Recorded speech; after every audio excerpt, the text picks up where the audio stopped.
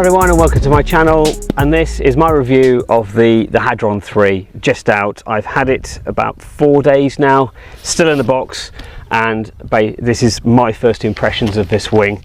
So let's get into the box. It's Hadron 3 22 in Harmony. Sunscreen, fast pack, so basically a big wing bag, the rucksack. Cool. So what's in the bag? A lovely wing smell. This review is going to be in a number of parts, and I'm going to look at it in several different ways. 1, how's it ground handle? 2, how's it fly? And 3, how is it as a cross-country wing? They're the main things I want to look at. And it's all going to be in comparison to the Hadron XX. This is a size 22. I fly a size 22 Hadron XX, and I've been flying that for about 3 years, so I know that wing very well. And it's going to be a direct comparison on what this wing is going to be useful for those that want to use it. Because not everyone's going to want this wing, but actually how does it compare to the original Hadron XX? I've also flown the original Hadron. It's a blend of the Hadron XX and the original Hadron. So a lot of bits have been taken back and the stability has been brought in. But again, I'll be doing all that in the flight test. Before we do the ground handling, there's one thing I do want to show you. The risers on the Hadron XX are an absolute nightmare. And I'll probably put a picture on the screen now to show you the difference in complexities, because the Hadron XX risers are just a myriad of different things. I like them. I like the tip steering and other bits and pieces. I like the trimming.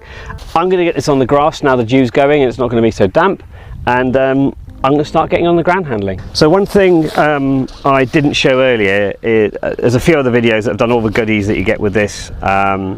I don't like having flexible handles, so I've just changed over to the more the stiffer rods, because when I fly and have my throttle in my hand, God, these magnets are good. I have it like that and I can turn my hand over and use the brake like that. This is the new tip steering addition. So that's the main brake pulley, that's the tip steering. So when that's magneted away, that's the mechanism you use to use the tip steering. I thought I'd show that now. As I'm opening it up, I'll go through the other bits of the wing and show you the differences, or just what this wing's all about as well. Not the differences, because you're more concerned about the Hadron 3, and we'll go from there. So let's get opening up. Okay. The first thing that I have noticed is the undersurface, and this is one of the things I've been told from designers, is the lighter the undersurface, the easier the inflation. That's the secret. So clearly they've taken the weight away from the undersurface side of it, because the top surface still feels just as good. What it is also, they've got the rear stiffening rods. That might not be apparent, but there is a rod down the back edge, and it goes a lot deeper than I thought. So that's rods at the back, on the back of the wing there. All of that is a reinforced rod. So remember that for when packing. Yep, they've done their similar thing. You've got unsheathed lines on top. Dark this time. They were kind of a pinky red last time. And then sheathed lines on the lower cascades. The nose, let's look at the nose. Right, there is a slight, I would say, that's 4. My Hadron XX is about 3 fingers difference. And yeah, there we go, Hadron 322. See the very aggressive shark nose. So effectively that's the slipstream coming in that way, not that way. And that's quite a lovely aggressive, let's say, slightly bigger intakes, ever so slightly bigger intakes on the leading edge. I thought I'd include all the mistakes of me learning this new wing. It is as fickle as the Hadron XX and uses quite a lot of brake to stop it overshooting. Apparently the manual says it's not meant to overshoot, but I found it did, just like the Hadron XX. It also tends to roll off the side quite easily, which is why I say don't hesitate. If it's in a good position and above your head, just get on that power straight away, get running, get forward speed, and then the wing will stabilise. It uses a lot of speed to stabilise it above your head. If you delay at any point, it will roll off. These were quite light wind conditions, enough to reverse it and then turn them forward, but it just needs a committed forward launch, check those tips, and then just get on the power and go. It really, in my mind, doesn't like being ground handled in light conditions anyway. If you do delay, it will just fall back on you, and once it gets behind 10 o'clock, it will just fall back and you can't recover it. So anyway, let's get on and fly the wing. Right, let's put on a steady breeze.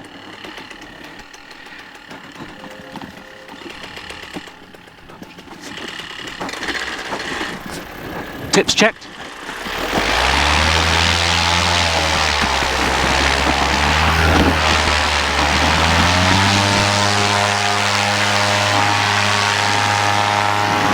That was an atrocious launch.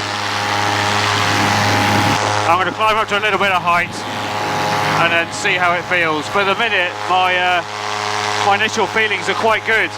I am not getting rocked around at all. It feels very solid.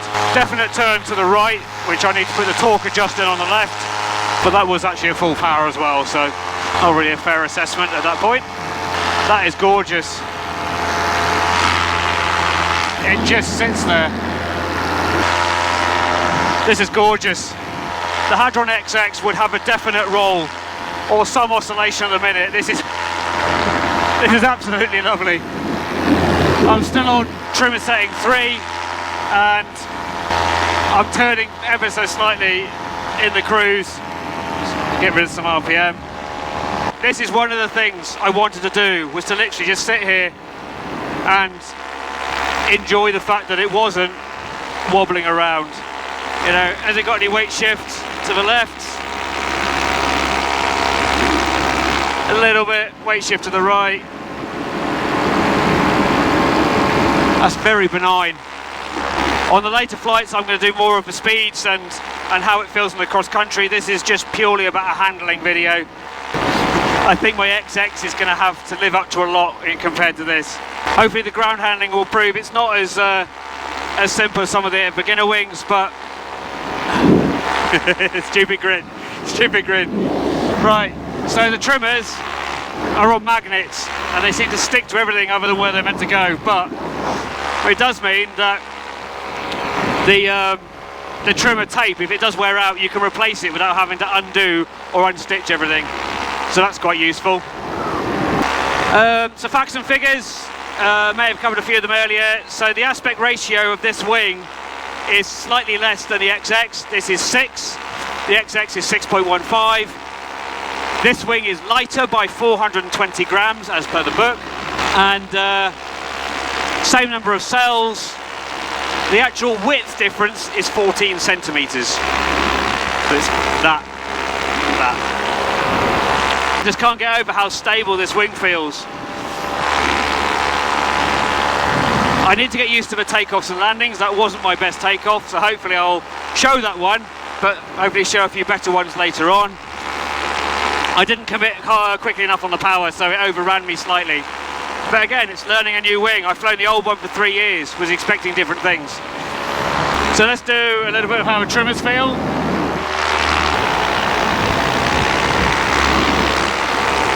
Not so much of a drop compared to the XX, but this has actually got a longer trimmer range. This goes up to 16. The Hadron XX only goes up to 13.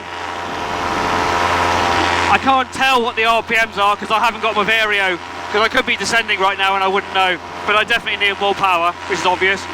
And the one thing I do like about this wing is that you can use the speed bar at any setting. So I'm fully trimmed out and it's still roll stable. There's a little bit of a roll there, that's more the torque, I think. Tip steering, very effective. And not too far out of reach. Bear in mind this is a mid-hang point machine, mid-high. But it's great that it's not oscillating or rolling, which is brilliant. So let's go on to full speed bar. It's the smooth conditions. I'm very short in the legs, so I'm not anywhere near close to pulley.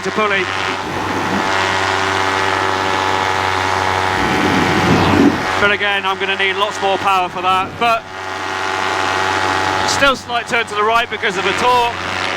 But there's no tendency, absolutely no tendency to roll. Almost like a Dutch roll oscillating. I've still got that lovely warm feeling of I'm really happy that it doesn't roll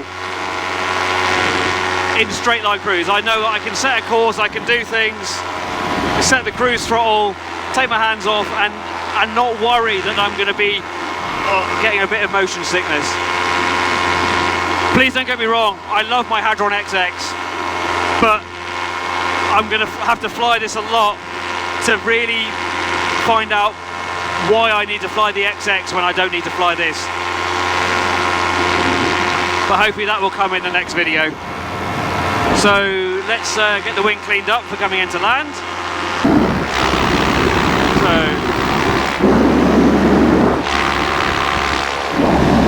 and then back on to 3. Cruise throttle off. Right, let's do some handling tests. Doing a quick height, airport security, elevation is good. Location, look up, there's no buildings or populated areas below me. So, handling. We've done the hands-off handling, and what I'm always interested in is if you do a turn and let go, what happens? And it rolls back, 1 oscillation, 2 oscillations, and then level. Turn to the left, dump the brake, what happens? It rolls through, which is natural, and then stops. Brilliant. Very pitch stable, pulling on the brakes, letting go. Very pitch stable. I'm just going to do some reversal turns, see if they develop into wing overs, see how that goes. Doesn't need much brake to roll. It is very good in the roll.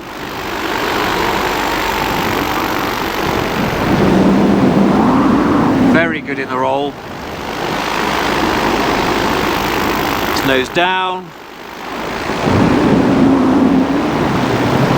Very good in the roll. Just bleeding that energy off. Bleeding that, and you can bleed all that energy off in 1 rotation. I like that. That is brilliant. And it goes nose down very quickly. That was half a turn to go nose down. This is definitely no intermediate wing. Definitely no intermediate wing. 10 inches of brake travel, half a turn, straight into the nose down. Right, let's get down.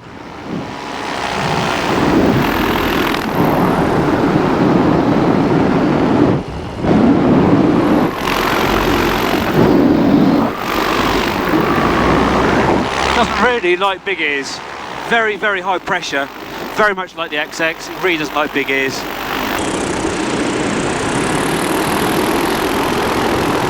Right.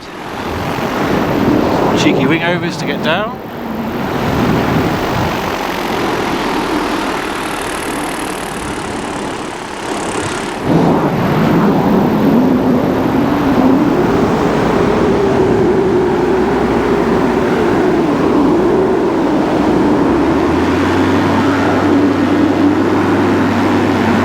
Very stable.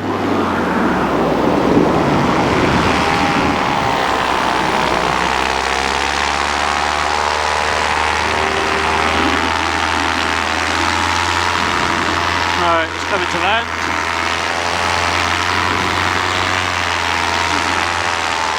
Right, I'm into wind.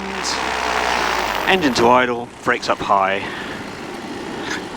Out of the harness early, not trying to do any particular spot landing. Committing, I'm in the grass, engine off, hands high, forward, keeping the speed, checking to level, oh lovely brake pressure, oh, and we're down, yes! Oh, keep flying the wing, Giles, keep flying the wing. Ah, oh.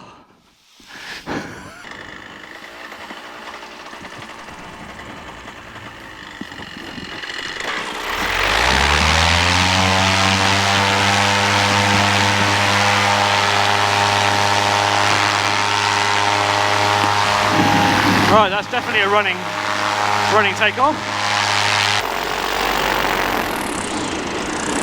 Right, so this wing on approach actually holds a lot of energy. Bear in mind I've still trimmed at 3, which is where it says on the settings, getting turned into wind. Committing, hands high. Woohoo!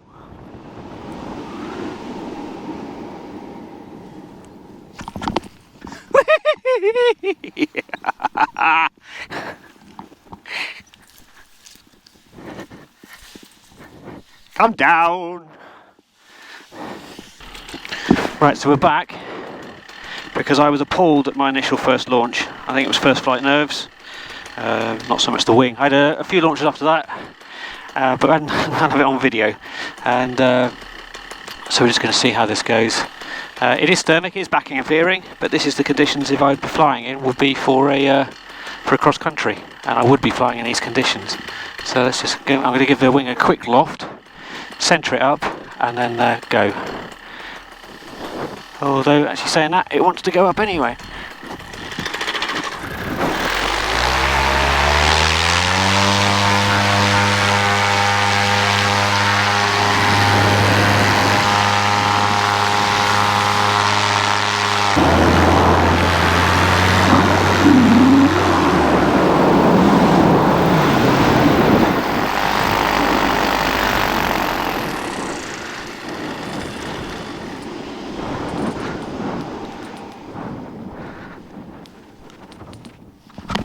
Right, that holds loads of energy.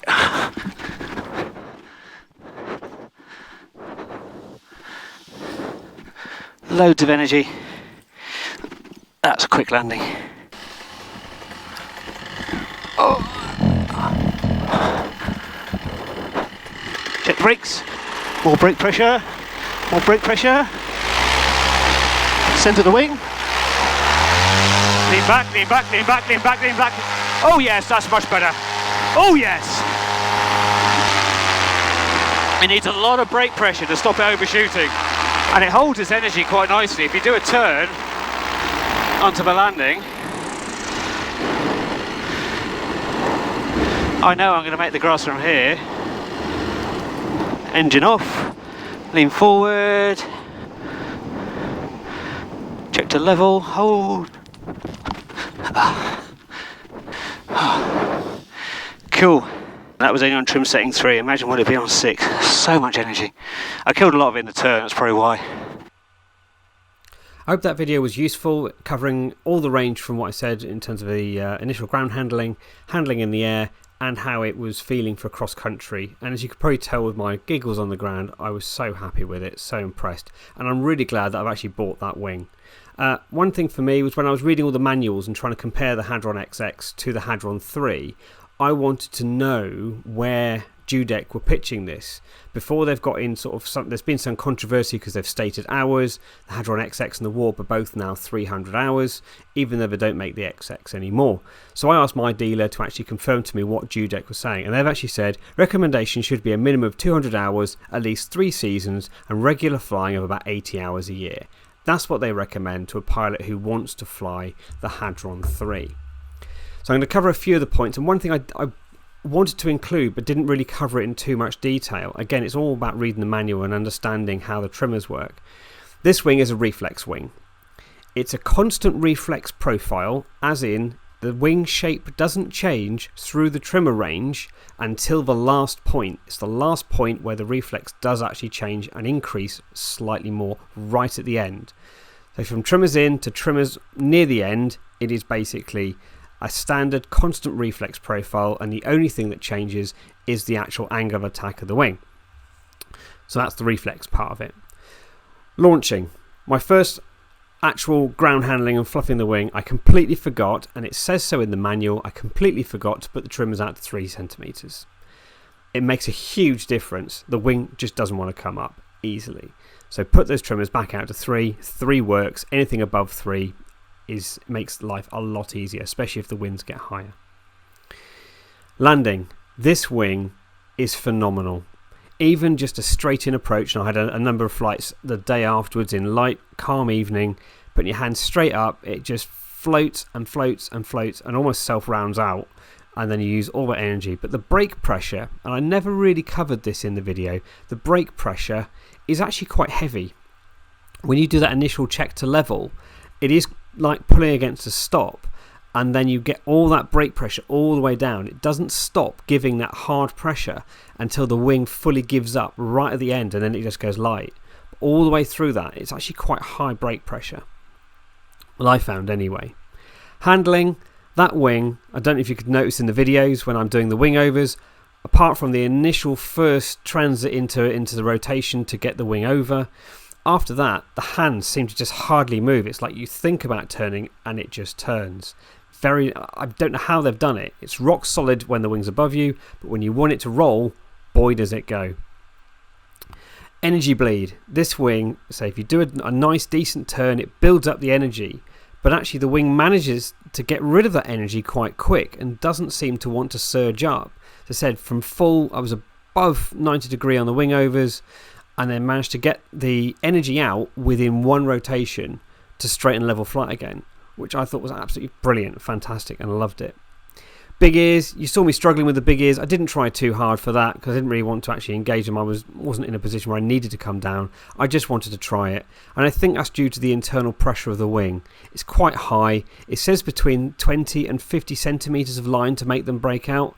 I physically couldn't reach up that far to get that much line, and it's easier sometimes just to do a little bit of a tighter turn and you'll come down a bit quicker. But on later flights I will try and engage the big ears, but I say that's for another video. So that wraps up really my thoughts on the wing. I've had about 8 or 9 flights on it, and every time I've flown it I've just enjoyed it. It's a wing you've got to commit to on the launch, be it a forward and reverse. Don't hesitate, just make sure it's safe in the right place and then get on the power and commit to that launch.